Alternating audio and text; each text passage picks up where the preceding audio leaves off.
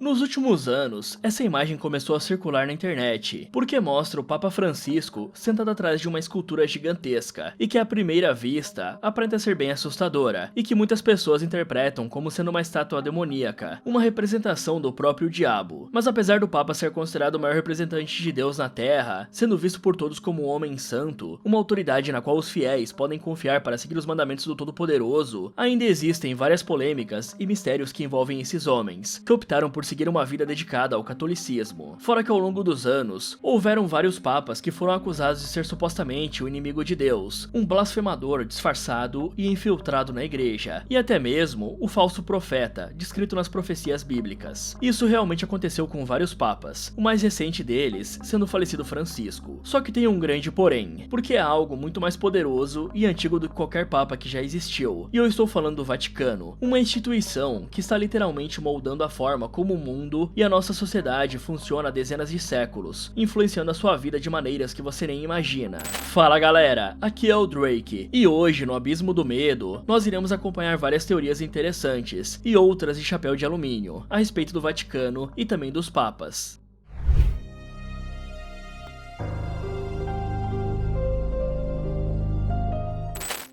Quando falamos em arquivos secretos do Vaticano, as pessoas geralmente imaginam um corredor pequeno que fica embaixo da Basílica de São Pedro, e que você consegue adentrar apenas com uma chave, e abrindo uma simples porta de madeira, sem nenhuma proteção extra ou um sistema de segurança. Porém, acreditem se quiser, os arquivos secretos do Vaticano consistem em incríveis e surreais 85 quilômetros de prateleiras que somam milhões de documentos, ou seja, seria humanamente impossível alguém conseguir ler todos esses arquivos. Mas a pergunta que vale $1 milhão é a seguinte: quais documentos estariam sendo mantidos lá? E apesar das especulações, a versão oficial é que os arquivos seriam basicamente correspondências de papas com reis da antiguidade, imperadores e chefes de estado, registros de julgamentos eclesiásticos, como por exemplo, o julgamento de Galileu Galilei, que queriam condená-lo porque ele acreditava que a Terra girava em torno do Sol, além de documentos do período das Cruzadas e da Inquisição, e fora vários outros arquivos menos importantes, como registros de batismo, decretos e relatórios administrativos gerais. Mas é claro que existem milhares de pessoas que acreditam que os arquivos não são apenas isso, já que se fossem, provavelmente não estariam sendo guardados às 7 chaves, e com um acesso extremamente restrito. Então, entre as especulações, os documentos que o Vaticano estaria escondendo do resto do mundo esse tempo todo, consistiriam em provas de contatos extraterrestres, documentos sobre descendentes de Jesus, textos apócrifos ou censurados da Bíblia, e segredos sobre os tesouros templários. E inclusive, o texto apócrifo mais conhecido de todos é justamente o livro de Enoque, que retrata que no passado, seres alienígenas supostamente vieram para o nosso planeta, para bagunçar com toda a ordem pré-estabelecida pelo Criador, e assim desviar a humanidade dos caminhos que Deus havia planejado para nós. E é bem interessante como esse texto apócrifo relaciona seres alienígenas com os anjos caídos, descritos na própria Bíblia, dando a entender que seriam a mesma coisa. Mas enfim, sem fugir do assunto de arquivos secretos do Vaticano, o falecido Papa Francisco tomou uma atitude em relação a todas essas conspirações, para tentar reduzir ou amenizar o número de pessoas que os acusavam de esconder informações importantes da humanidade. E é por isso que em 2019, ele optou por fazer uma alteração de nome, de Arquivos Secretos do Vaticano para Arquivos Apostólicos do Vaticano. E dessa forma, os documentos receberam uma nomenclatura bem menos conspiracionista, e de fato o nome antigo era realmente aquele mesmo, porque eram chamados oficialmente de arquivos secretos. Porém o detalhe é que em latim, secretum não significa secreto no sentido de oculto, e sim no sentido de privado ou pessoal, ou seja, eram arquivos pessoais do Papa, e não algo proibido ao público. Tanto é que é possível sim ter acesso aos arquivos, mesmo não fazendo parte do Vaticano. No entanto, apenas pesquisadores credenciados, como historiadores e teólogos, podem solicitar o acesso. Mas é aí que entra um outro detalhe que pode favorecer as teorias da conspiração, já que o acesso é permitido somente nos documentos que foram escritos até 75 anos antes da data da solicitação. E isso é basicamente um enorme balde de água fria, porque não teria como ter acesso aos documentos que realmente interessam, de séculos atrás. Então, no final das contas, nós temos 90% de certeza que lá existem vários documentos que mudariam o rumo da história se fossem divulgados publicamente. Porém, a gravidade desses documentos é o que se torna alvo de debate e especulação, porque pode ser algo mais mediano, como por exemplo, papas que cometeram grandes pecados e que foram acobertados para evitar de manchar a imagem da igreja e do Vaticano, ou até coisas mais graves e bem mais sérias do que isso, como provas da existência de vida extraterrestre, que supostamente estão sendo escondidas da humanidade com a ajuda do Vaticano.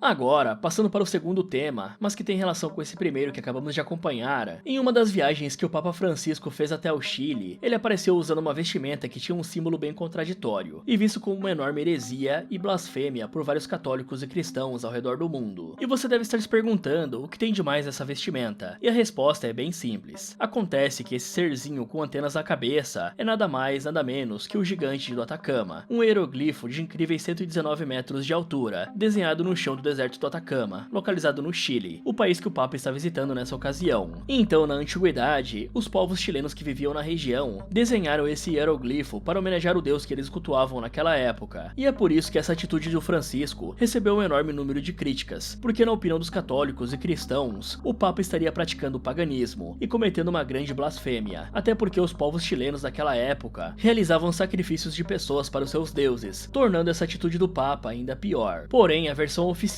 é que o Francisco colocou o desenho na sua vestimenta para homenagear a cultura e o povo chileno, mas a grande questão é que ele poderia ter feito essa homenagem de várias formas, que não causasse tanta polêmica, como colocar a bandeira do Chile na vestimenta, ou qualquer outro símbolo da cultura que não remetesse ao paganismo, até porque essa ideia de querer unificar as religiões em prol da paz é vista como o plano do anticristo e do falso profeta para o final dos tempos, porque dessa forma eles criariam uma única religião mundial, e o anticristo seria o centro de adoração dessa religião unificada e global. E lembrando que isso também é uma teoria. Além do mais, olhando para esse desenho do gigante do Atacama, é quase impossível não automaticamente relacionar a um ser alienígena, porque parece muito um ET com anteninhas na cabeça. E isso reacende aquele antigo debate a respeito do Vaticano e a relação deles com a ufologia. Passando agora para um outro assunto, mas ainda envolvendo toda essa questão UFO, você já deve ter ouvido falar que o Vaticano tem um telescópio chamado Lúcifer. E bom, essa história não é completamente verdadeira e nem completamente mentirosa. Calma, eu sei que você deve ter ficado confuso, porém eu vou explicar com bastante calma. O Vaticano realmente tem um telescópio de tecnologia avançada, chamado de VAT, ou seja, o nome do instrumento não é o mesmo do diabo, e na real não chega nem a ser um nome parecido. Esse detalhe significa que tudo não passou de um mal entendido, ou de informações falsas espalhadas na internet com o objetivo de causar polêmica. A resposta é que não, porque apesar do telescópio se chamar VAT, tem um outro instrumento que auxilia nos estudos do espaço, e esse sim se chama Lúcifer, ou seja, é aquele velho ditado, o povo aumenta, mas não inventa. E bom, o instrumento infravermelho recebeu esse nome para abreviar esse outro, que seria basicamente seu nome completo. E eu nem vou falar esse nome gigantesco aí, tá na tela para vocês lerem. Mas essa é só a versão oficial, porque segundo as conspirações, o pessoal envolvido na criação do equipamento deu esse nome extremamente grande e complexo, supostamente para depois abreviar de Lúcifer, e assim ter uma desculpinha para dar a quem chamasse eles de seguidores do Tinhoso. E eu sei que nesse momento, você deve estar pensando que Lúcifer não é o nome do diabo, porque Lúcifer na verdade significa o portador da luz. Em alguns contextos e interpretações, poderia ser uma referência a Jesus Cristo. Porém a grande verdade é que esse nome, em 99% das vezes, nos remete justamente ao diabo. E é por isso que o próprio Vaticano emitiu um comunicado para explicar a situação. E depois disso, o instrumento infravermelho passou a ser chamado apenas de Lucy, que apesar de ainda ser bem estranho, ficou muito menos pior do que estava antes. Sendo que na verdade, esse instrumento que se chamava Lúcifer nem sequer pertencia ao Vaticano, e só estava no mesmo lugar que o telescópio deles, o VAT. E esse sim pertence a eles. E está localizado em um observatório no Arizona, nos Estados Unidos. E como o Vaticano tinha um telescópio nesse mesmo observatório que o outro chamado Lúcifer, as pessoas fizeram uma associação equivocada. Mas convenhamos que os cientistas que deram esse nome estavam querendo causar uma polêmica, e eu não ficaria surpreso se eles estivessem arquitetando tudo só pela zoeira. Passando para o próximo mistério envolvendo o Vaticano, vocês devem concordar comigo que se o milagre acontecer e se tornar público, do conhecimento de milhares de pessoas, esse acontecimento só iria fortalecer ainda mais a fé dos fiéis, além de converter os ateus, consolidando assim a crença que Deus de fato existe. E seria algo que iria beneficiar bastante o Vaticano, pois é a maior instituição católica do mundo. No entanto, por incrível que pareça, houveram alguns casos onde o próprio Vaticano tentou acobertar e esconder milagres do resto da população. E esse detalhe ressalta novamente aquelas conspirações de que supostamente o Vaticano teria interesses ocultos e obscuros. Mas enfim, o que de fato teria acontecido? Você com certeza já deve ter visto essa figura da religião católica, seja em uma pintura ou na forma de estátua mesmo, que é a mais comum. E bom, trata-se da Nossa Senhora de Fátima, que dizem ser uma das aparições da Virgem Maria, a mãe de Jesus Cristo. Porém, para entender o envolvimento do Vaticano com toda essa história e a suposta acusação de tentar esconder um milagre, precisaremos retornar para o ano de 1917. Nesse período, estava acontecendo a Primeira Guerra Mundial, e portanto, o mundo se encontrava em um caos completo, com milhões de pessoas passando fome, desabrigadas, refugiadas, sem emprego, sem dinheiro, e com uma enorme crise econômica, tudo por conta da Primeira Guerra Mundial. E você deve imaginar que esse seria o momento ideal para acontecer um milagre, milagre, porque as pessoas estavam clamando a Deus por ajuda, mais do que nunca quando comparado com os períodos anteriores, onde tinha paz e prosperidade econômica. E é justamente aí que entra uma pequena aldeia rural chamada Fátima, localizada em Portugal, e lá viviam 3 crianças que trabalhavam pastoreando ovelhas. Seus nomes eram Lúcia, de 10 anos, Francisco, de 9 anos e, por fim, Jacinta, de 7 anos, a mais nova entre os 3. As crianças viviam uma vida bem humilde e simples nessa aldeia isolada, e tinham pouco contato com o mundo exterior, e por isso não estavam sendo tão afetadas pela guerra em comparação com os adultos e as outras pessoas que moravam nas cidades. E talvez por esses detalhes é que as crianças foram escolhidas pela Nossa Senhora de Fátima, que apareceu para elas no dia 13 de cada mês, em um período que durou de maio a outubro de 1917. Na primeira aparição, em 13 de maio, as crianças estavam pastoreando no campo, quando de repente viram a imagem da Nossa Senhora aparecendo nos céus, de forma majestosa. Ela estava brilhando mais do que o próprio sol naquele dia. E então a Nossa Senhora conversou com as crianças, dizendo que elas deveriam rezar todos os dias, daquele dia em diante, pedindo em suas rezas para que a Primeira Guerra Mundial acabasse, já que o conflito estava causando tanto sofrimento ao redor do mundo, principalmente na Europa. Já em 13 de junho, a Nossa Senhora apareceu novamente para as crianças, prometendo levar Francisco e Jacinta para morar no céu, enquanto que a Lúcia ficaria mais tempo na Terra, porque receberia a missão de divulgar os milagres e também fortalecer a fé das pessoas em Deus. Mas é claro que os rumores da aparição da Virgem Maria se espalharam rapidamente pelas cidades que ficavam ao redor da pequena aldeia rural de Fátima, e com isso, literalmente milhares de pessoas que estavam com a fé abalada, em profundo sofrimento por conta da guerra e precisando mais do que nunca de um milagre para motivá-las, decidiram viajar a pé até a aldeia de Fátima para tentar presenciar uma das aparições da Virgem Maria, que aquelas 3 crianças supostamente haviam presenciado. Até que em 13 de outubro, cerca de 70 mil pessoas estavam reunidas no mesmo campo de pastoreio, que as crianças haviam visto a Virgem Maria no dia 13 dos meses anteriores. Então, para aquela enorme multidão de pessoas, por se tratar do dia 13 de outubro, a santa apareceria novamente. E nessa ocasião, não haviam apenas fiéis da religião católica, e sim vários repórteres que estavam com câmeras apenas para registrar o momento, porque se o milagre realmente acontecesse lá, eles iriam tirar fotos e publicar notícias a respeito. Além disso, haviam muitos ateus que foram até lá naquele dia somente por pura curiosidade, e não porque tinham uma fé sincera no catolicismo. Mas apesar disso, a maioria das pessoas no local estavam quebradas emocionalmente, fisicamente e espiritualmente, precisando de um milagre para continuar tocando suas vidas naquele período tão complicado e difícil. Porém, conforme as horas se passavam, não havia nenhum sinal de que a Virgem Maria iria aparecer para aquela multidão de 70 mil pessoas, e muitos começaram a ficar sem paciência e desacreditados. Fora que aquelas mesmas pessoas já estavam bem cansadas da longa viagem que haviam feito até a vila de Fátima. E para piorar ainda mais aquela situação, começou a chover, e dessa forma, a terra do campo se transformou num lamaçal, ficando ainda mais difícil de permanecer no local. Só que mesmo com todas essas adversidades, a maioria das pessoas continuaram esperando pacientemente, com a sua fé intacta e inabalável, assim como diz as escrituras. E de repente, aquelas pessoas que ficaram no local mesmo com a chuva, foram recompensadas pela sua fé, porque do nada, a chuva simplesmente parou, as nuvens foram embora e o sol tomou conta do céu. Mas não era o sol que estamos acostumados a ver normalmente, e sim um que parecia dançar no céu, emitindo luzes coloridas e fazendo um espetáculo visual nunca antes visto. E como milhares de pessoas presenciaram esse fenômeno naquela época, inclusive vários repórteres que chegaram a fazer matérias nos jornais a respeito disso, esse acontecimento se tornou uma prova quase que irrefutável sobre fenômenos sobrenaturais existirem. Além, é claro, de canonizar a Nossa Senhora de Fátima, que recebeu esse nome justamente por causa da vila de Fátima onde tudo aconteceu. Mas apesar dos repórteres não terem conseguido tirar fotos do sol, porque era praticamente impossível com as câmeras antigas e em preto e branco daquela época, eles tiraram fotos das reações das pessoas presenciando o milagre.